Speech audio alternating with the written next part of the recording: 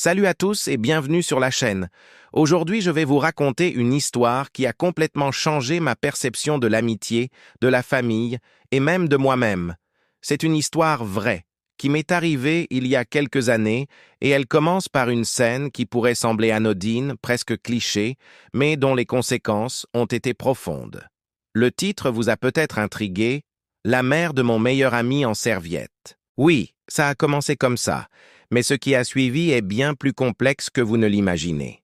Alors, pour vous donner le contexte, mon meilleur ami, appelons-le Léo, et moi, on était inséparables depuis la maternelle. On a tout fait ensemble. Les 400 coups, les premières consoles, les premiers chagrins d'amour. Nos familles étaient très proches. J'étais plus souvent chez lui que chez moi, et vice-versa. Sa mère, que j'appellerais Sophie, était comme une seconde maman pour moi. C'était la maman cool, celle qui nous préparait des goûters incroyables, qui nous laissait jouer de la musique à fond et qui avait toujours une oreille attentive pour nos problèmes d'adolescents. Elle était dynamique, toujours souriante, le pilier de leur famille.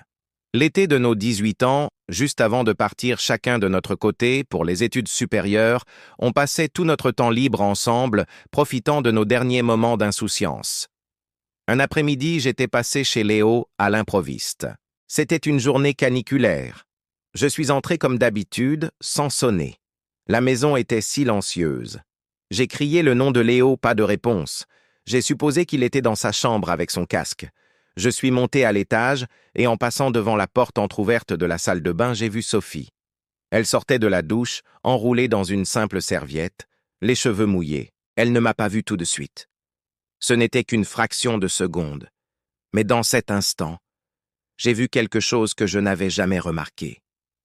Ce n'était pas la vision d'une femme en serviette qui m'a choqué. C'était son expression. Le sourire habituel avait disparu. Son visage était marqué par une tristesse infinie, une fatigue si profonde qu'elle semblait porter tout le poids du monde sur ses épaules. Elle a levé les yeux vers le miroir et j'ai vu une larme rouler sur sa joue. Elle a vite essuyé son visage, a pris une grande inspiration et comme si elle mettait un masque, son expression est redevenue neutre. Gêné, je me suis reculé doucement, le cœur battant. C'était un moment d'intimité volé et je me sentais terriblement mal à l'aise. Je suis redescendu et j'ai fait semblant de venir d'arriver. Quelques minutes plus tard, elle est descendue, coiffée, souriante comme toujours, et m'a demandé si je voulais boire quelque chose. Personne n'aurait pu deviner la scène à laquelle je venais d'assister. Cet instant, cette image, est restée gravée dans ma mémoire. Ce n'était plus seulement la maman de Léo, la femme joyeuse et forte. C'était une personne avec ses propres failles, sa propre douleur cachée. Les semaines ont passé. Léo et moi, on a commencé à s'éloigner un peu, la faute aux études à la distance. On s'appelait, mais ce n'était plus pareil. Je pensais souvent à Sophie, me demandant si j'avais rêvé cette scène. Mais un jour, Léo m'a appelé, en larmes. Il m'a annoncé que ses parents allaient divorcer. Son père avait rencontré quelqu'un d'autre et avait quitté la maison. Léo était dévasté, il ne comprenait pas. Pour lui, ses parents, c'était un modèle, un couple solide. C'est là que l'image de Sophie en serviette a pris tout son sens. Cette tristesse que j'avais vue, ce n'était pas un simple coup de blues.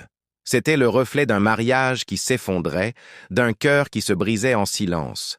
Elle portait ce fardeau seule, pour protéger ses enfants, pour maintenir une façade de normalité jusqu'au bout. Elle continuait de nous préparer des goûters et de nous sourire alors que son monde s'écroulait. J'ai pris ma voiture et j'ai fait les 2 heures de route pour rejoindre Léo. On a parlé toute la nuit. Il m'a raconté comment il se sentait trahi, perdu. Pour la première fois, ce n'était pas moi qui avais besoin de son soutien, mais l'inverse, à un niveau beaucoup plus intense.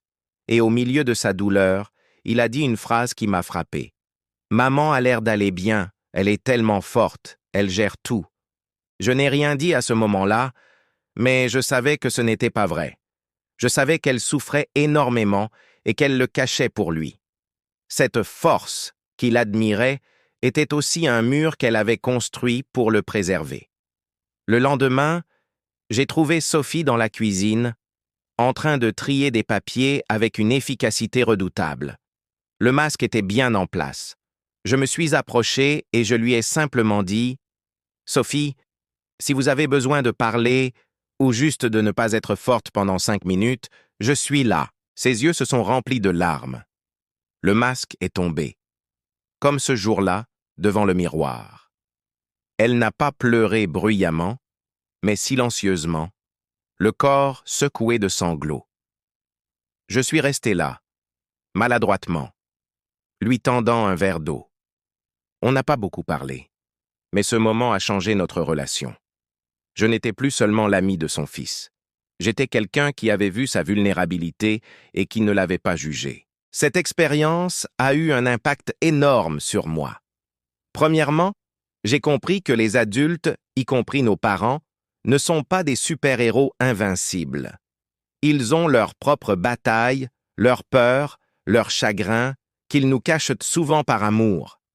Ça m'a appris à regarder au-delà des apparences, à chercher les fissures derrière les sourires. Deuxièmement, ça a redéfini mon amitié avec Léo. Notre relation est devenue plus profonde. On a appris à être vulnérables l'un avec l'autre, à parler de nos vrais sentiments, pas seulement des choses de la surface. Comprendre la douleur de sa mère nous a paradoxalement rapprochés. On a réalisé que faire partie d'une famille ou d'un cercle d'amis proches, ce n'est pas seulement partager les bons moments, mais c'est aussi et surtout se soutenir dans les épreuves, même quand c'est difficile. Aujourd'hui, des années ont passé. Sophie a reconstruit sa vie. Elle est heureuse, d'un bonheur plus authentique, moins en surface. Léo et moi sommes toujours les meilleurs amis du monde, et parfois, on parle de cette période difficile. Il sait maintenant que sa mère n'allait pas bien du tout, et il a un respect immense pour le courage dont elle a fait preuve. Alors pourquoi je vous raconte ça?